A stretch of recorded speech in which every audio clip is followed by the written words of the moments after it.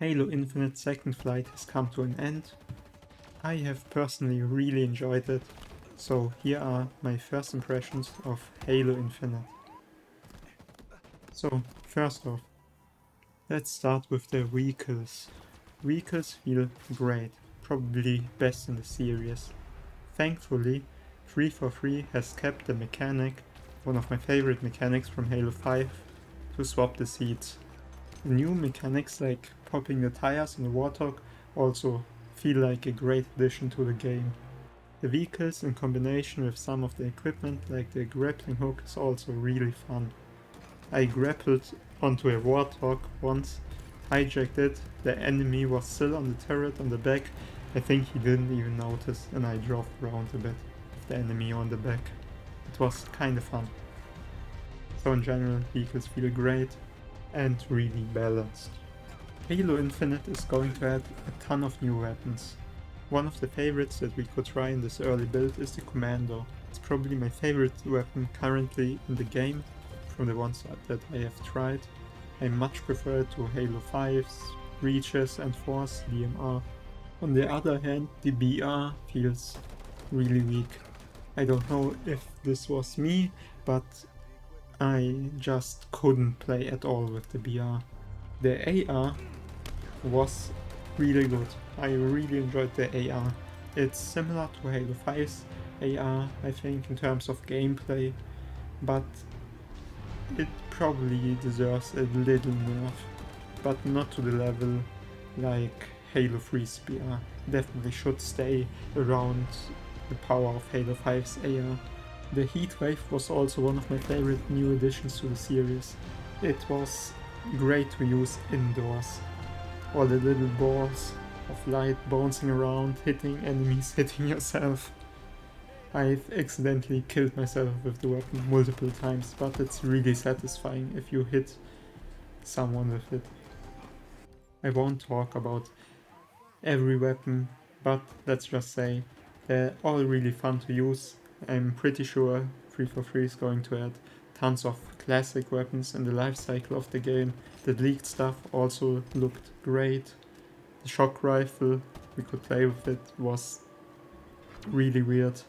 I didn't like it at all. It's probably the least favorite of the weapons that we could try. But let's get on. One of my biggest criticisms of this flight was the feedback when you're getting hit. I'm not sure how to quite put it, but there isn't enough feedback when you're getting hit, in my opinion. Sometimes I'll be walking around, getting hit, not even notice until I lost my shield. Some of the people that I've talked to said pretty much the same thing, but I haven't seen many people talk about it on Reddit or Twitter and sites like that, so just want to know. So I just wanted to note it. Not quite sure how to fix it, maybe some screen wobble, but not sure if this is the best approach, but there's definitely the need for something in my opinion. The aiming also felt a bit off. Many have stated the same, doesn't matter if it's mouse and keyboard, controller, whatever, something's quite wrong with the aiming in the game. The outlines, another point of much controversy, I really enjoyed. I, as a visually impaired person myself, found it much easier to aim for someone in the distance. But there should definitely be a toggle for it. Also, a color wheel for the colors would be nice because there aren't that great of colors to choose from, in my opinion. The team outlines I found a bit distracting, so I would like to turn them off, but the enemy outlines, how I said, really helpful, me at least. There's also a bit of crosshair customization in this game, but I would also really like something like Overwatch or Valorant where you could really customize the crosshair. It would be a great addition to the game in my opinion, but just something nice to have, so nothing necessary. The equipment like the grappling hook, like I already mentioned within the vehicle section, was really fun to use. The range is a bit low in my opinion. It could use a bit of a higher range. Besides that, I can't really complain. The wall, although, seemed a bit weak. It was like one shot and a little square of the wall was gone, so it definitely needs a little buff in my opinion. On the movement side of things, I really miss the Halo 5. I think they were called stabilizers, where you aim down and hover a bit in the air. If you aim down in the air, I would like them in this game.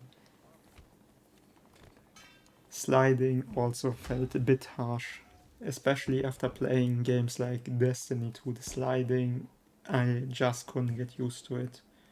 It will probably remain the same, and I will eventually get used to it, but it's weird. I'll just put it like that. The customization seemed okay. I really enjoyed the AI. My favorite was Lumu from the ones available in this flight. There's definitely much potential for crossover events with Destiny again. Now that Microsoft has this pretty good relationship with Bungie, I think it's possible. So, fingers crossed. The music is best in class in my opinion. Definitely on the same level as games like Destiny again.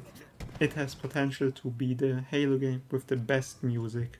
Some of the tracks in the main menu reminded me of Borderlands 3 of all games. So there's that.